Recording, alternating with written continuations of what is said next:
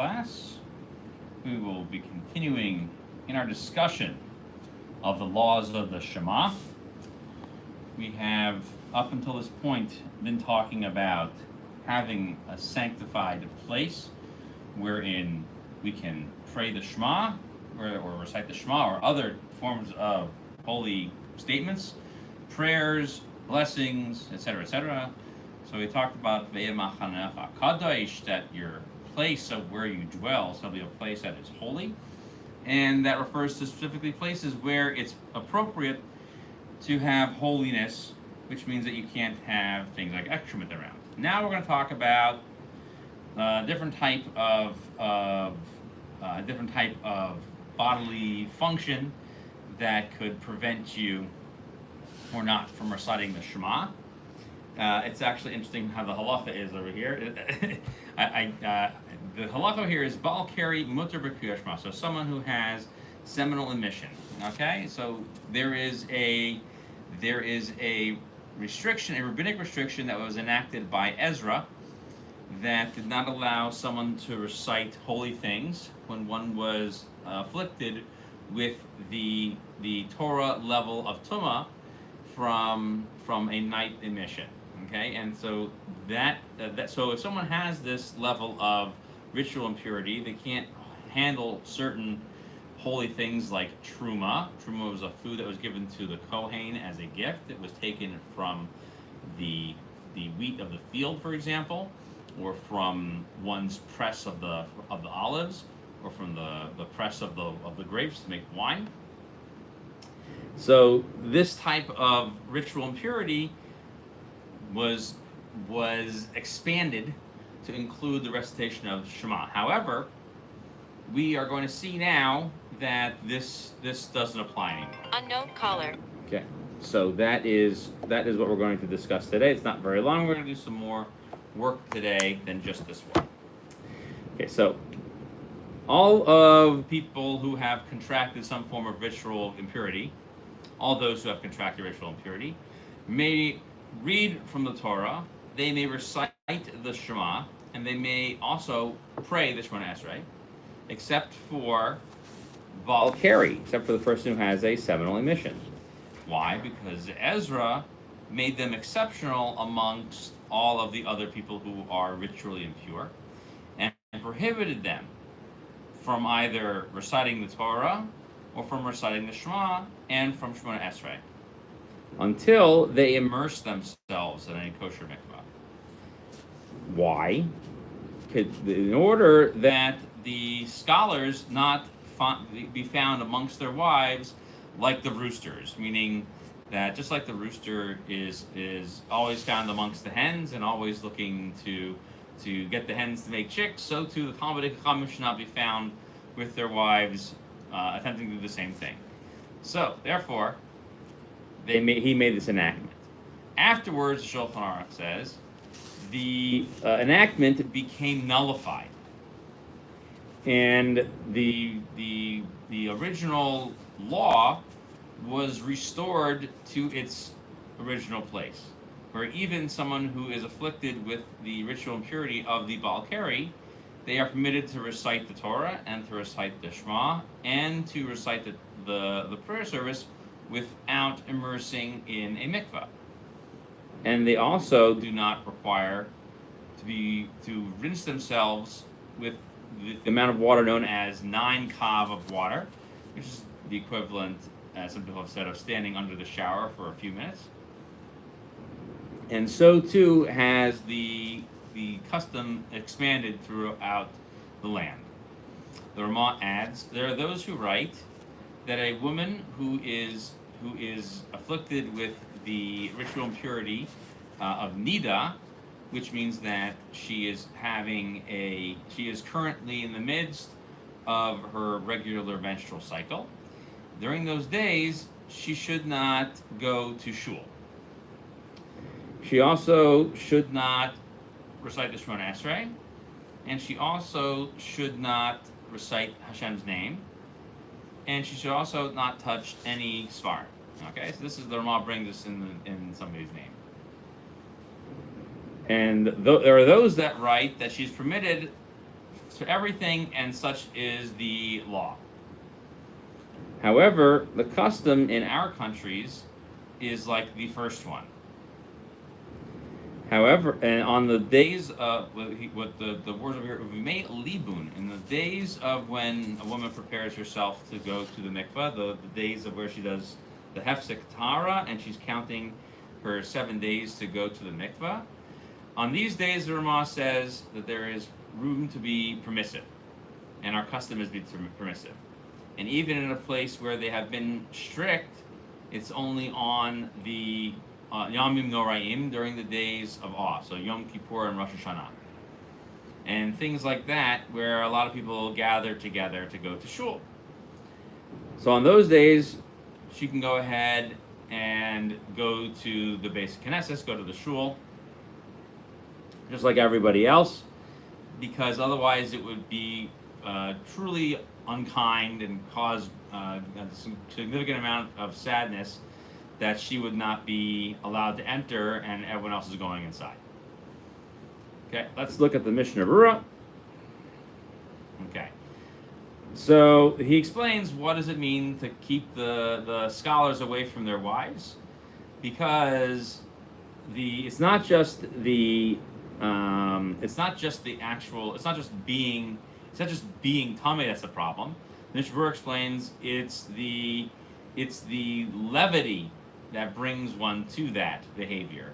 And Divrei Torah, learning Torah, requires you to be in fear and awe and constant amazement, when just like when we receive the Torah itself. And then the Shulchan Aruch says it came to an end. The Mishnah Berurah explains, nonetheless, ones who wishes to go ahead and continue the practice and immerse in the mornings before davening will be presented with many blessings.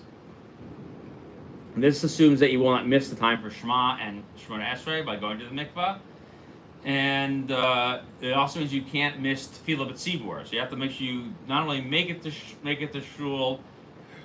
Excuse me, you have to leave enough time to make it to shul and to daven with the community if you want to keep this minhag. Okay, so the Mishnah Berurah explains that this enactment didn't persist because it was an enactment that the majority of the community was not able to continue to practice, and it was therefore nullified because people were instead just not learning Torah. And also, on the other extreme, they just weren't committing to having children either. So it's two extremes. It just didn't work out well. And now, in discussing the custom mentioned in the Ramah, and I'm sorry. This is going on. Where is this going on? Oh, okay. The custom is to be lenient, and so the Mishnah Berurah is going on this statement. So, nonetheless, there are people who continue to immerse themselves all the time, and if they are finding that it's too difficult for them to immerse, they can use 9 kav of water to shower themselves. Okay, so those are the two options. Even if you don't go into a kosher mikvah, you can still shower yourself with the value of 9 kav, which is basically standing under the shower for a few minutes. Okay, the sizers write the following: that you would be allowed to use the same amount of water in the mikvah, known as arbayim sa, which is about 700 liters of water. Even if it's all drawn water, you can immerse in that. And so too, the 9 kav as well are also drawn water. Okay, and that's even if it's coming from 3 different buckets. And you have to keep the pouring going on regularly and incessantly. So it has to go on forever. Okay? But if you use more than 3 buckets, it doesn't count. And that also means that it also has to be poured on you and not be in the ground. Okay? If it's in the ground, you have to use 40 saw and not 9 kav. If you're pouring on yourself, you're using 9 kav. Okay? Let's see. We don't have to go through all of these, aren't really that important. important. Let's see. Okay, so some people say that if a person is not feeling well, they can go ahead and not have to feel obligated to do this immersion, even if they do it regularly. Okay, last couple of Mishnah Berurahs over here. So we bring down in the Ramah that the Nida does not go to shul. So the Rabbeinu Yerucham says some people err and think that a woman who was given birth shouldn't go to shul until after 40 days, but that is an erroneous minhag. Okay. So I think there were those who even argue that the citation in the Ramah is also an erroneous minhag because it came out later as well. Anyway, all right, they shouldn't daven. There are people who write that there was never a custom to skip out on saying blessings and to refrain from davening. The only thing that this minhag was to not go to shul, okay, and also to not look at a Sefer Torah. That was it. Okay, so that was the custom to do that. Okay, so that women, even if they're asked, even during this custom, if they're asked not to come to shul, they still have to daven at home and say all their blessings and everything normal. Okay. Let's see. So we say at the end that the custom is not to prevent them from coming in on the Yamim Noraim. So the Mishnah Berurah says that in our countries we don't stop them from coming to shul at all. However, we ask that they not look at the Sefer Torah when they raise it up. Okay, so, and then also some people say that the minhag is also to refrain from going to the cemetery until they immerse themselves. Okay, so as we said, so he has another explanation over here about what's Yom Noraim. He says that when we refer to the days of awe, we're referring to the first day that we recite Slichos. So when I just said just Rosh Hashanah and so on, even though that those are the Yom Noraim themselves, the days of them also include even the days of Slichos before Rosh Hashanah. All right, let's try to get through. We have pay tests over here. We have a good chunk of time. Let's try to get through some of these over here. We are now, well, that's the end of the laws of Shema. I don't know if I want to start a whole new thing on Tefillah. I thought I had one more Siman on Shema. But I guess we'll pause here today. That's my fault. I should have planned a little bit better. I wanna do Hilchos Tefillah on its own. So I apologize, but I thought I had one more Siman on the laws of Shema. But this is the end of the laws of Shema. So while I'm here, let's just go through a quick review on the laws of Shema, and then I will attach that to the end of this video. There's also a review of Shema. Okay, so let's talk about a quick review of Shema. So what is the obligation? The obligation to recite the Shema says in the Shema itself. Okay, so this is in Devarim 6:7. Okay, so the Gemara basically the Psukim say that the Bartam v'dibarta bam b'shitecha b'veisecha v'lechtecha v'derech. Okay, you have the shachva of kumecho. So we say that you have to recite the Shema. You have to speak about them, mention them when you get up, when you go down, when you're walking, when you're coming, when you're going. So there's a dispute as to which part of it is from the Torah or not. So we basically take the approach that the first pasuk, Shema itself, is the Torah obligation, and the remaining 3 paragraphs are rabbinic, except for the fact that there's also an obligation to recite every day Yetzias Mitzrayim. We'll come back to that. Okay. The appropriate time for reciting the Shema is to recite it slightly before sunrise, which is known as Hanetz HaChama. And you want to recite it so that way immediately when you finish the Shema and its blessings, at sunrise you would then begin to recite Shema Esrei. We'll talk more about this. This is good to review this now because we're going to talk about this in the next chapter about the time for Shemona Esrei. Okay, this is known as the Minhag Vatikin or Minhag Vasikin. This is there. It's known as the time of the most well prepared. That's what Vasik basically means.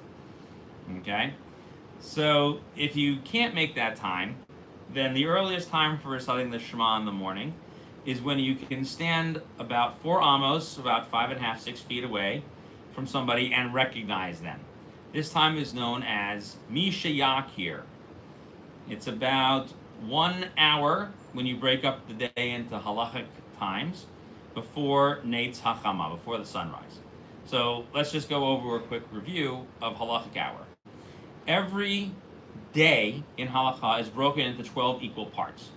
So however long the day is in minutes, 1 hour is going to be 1/12 of that day. So if the day is 14 hours, 1 hour is going to be about 70 minutes, give or take a minute or two there. Okay, so if that's how long the daytime is. Daytime is a dispute.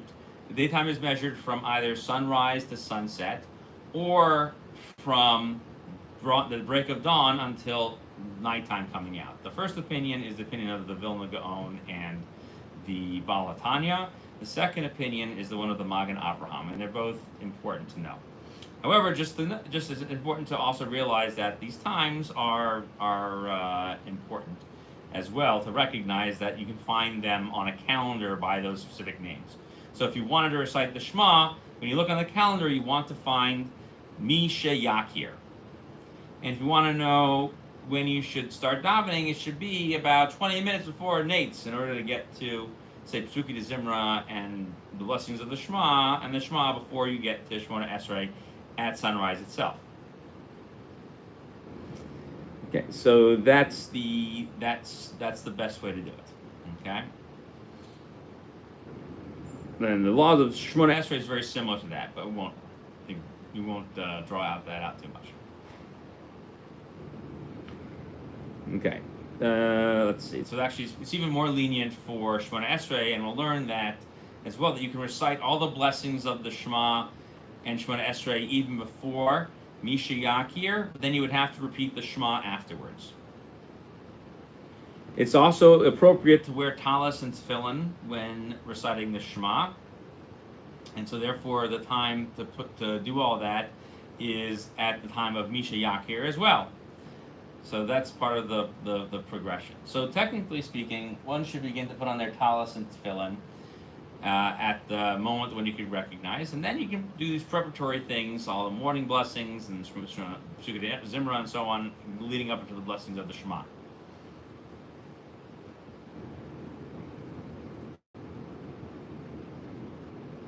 Okay. Let's see.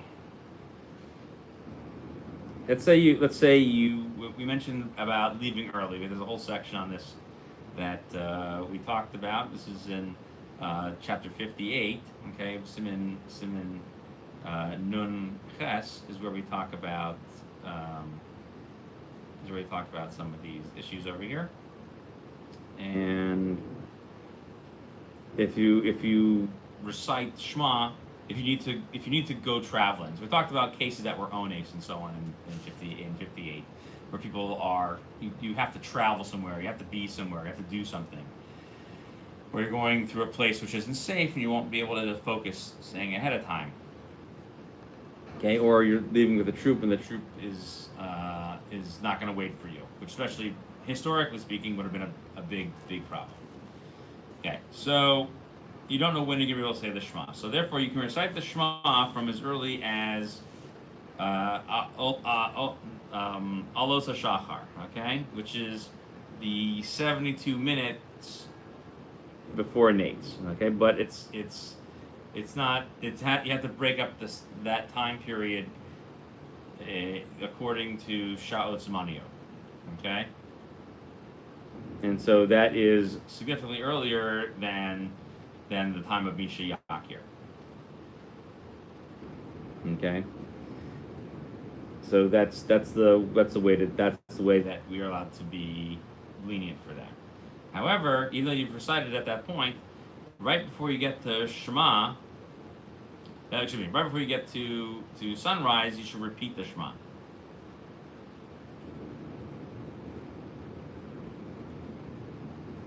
Okay, but Alos Shachar should be considered the time for reciting the Shema at the very earliest.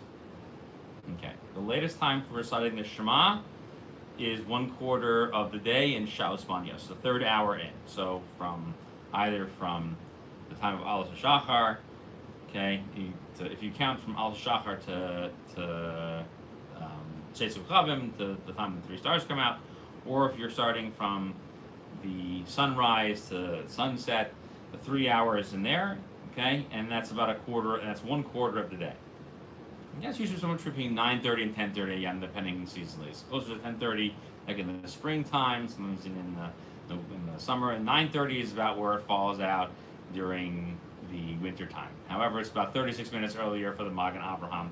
It's like always 36 minutes earlier for him, just based on the mathematics of it. Always works out to be 36 minutes earlier. So therefore, you should try to fulfill the Shema obligation according to everybody. So let's talk about those times real quick. Okay. So people should try to get the Shema in before the times designated by the Magen Avraham. So the Magen Avraham is the one who says that it begins from sunrise, from Alos Shachar until Tzeitzei Kochavim.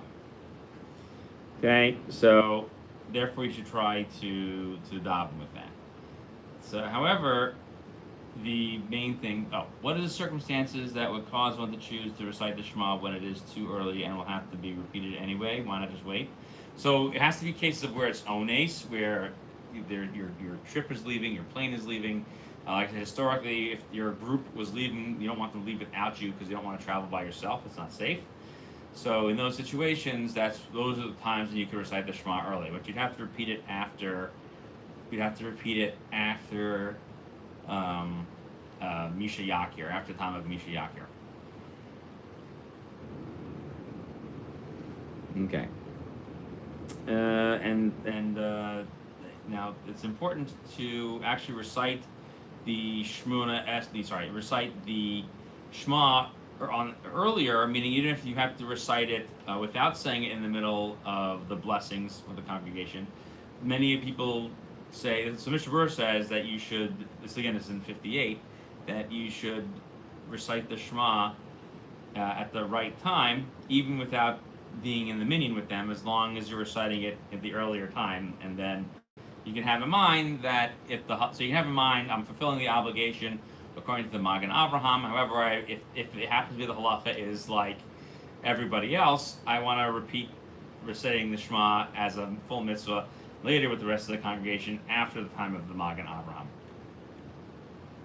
But therefore, you should recite the whole thing together. Okay, and you should recite it with in the section known as the Olam Yehei Adam Mirei Shema B'Seiser Moda Ames. That thing in the what's called the Kabbalas Ol Malchus Shemaim. That section in the preceding blessings, the early blessings, the morning preceding Sukkot Zimra.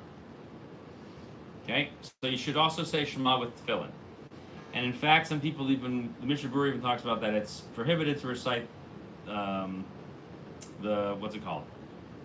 Shema without wearing tefillin. He says this again in 58. It's actually in the same one that we're just talking about with saying the times.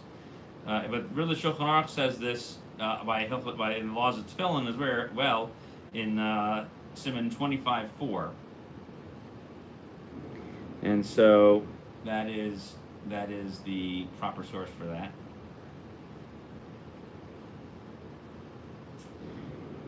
So one should recite the Shema with tefillin, and if you don't have them, and you're going to miss the time for Shema, then you can recite it without them on, and then put them on later on, and repeat the Shema later when you finally have your talis and tefillin.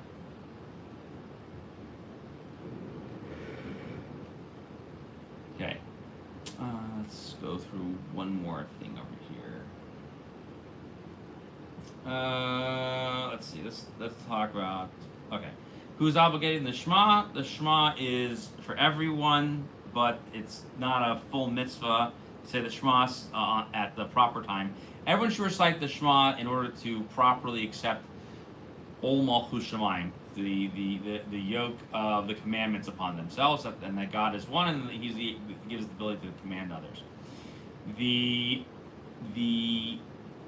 mitzvah of reciting Shema in its proper time is not obligated on women because it's a mitzvah say shazman garma. So women should still say it, but they could say it after the zman kriya Shema, the time for kriya Shema, in order to still accept those things upon themselves. As we mentioned earlier, one should also make a mention of the Exodus from Egypt in the 3rd paragraph, and so therefore there's no time set for that either for women, so they should recite it, even though they are not going to say it in the time for the Shema. Okay, I think we will hold it here. I will edit the name of this class to the laws of Shema and review of the laws of the times of the Shema.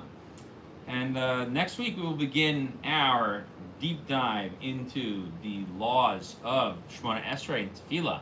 So thank you everyone for joining. Have a wonderful day, and I will see you next week.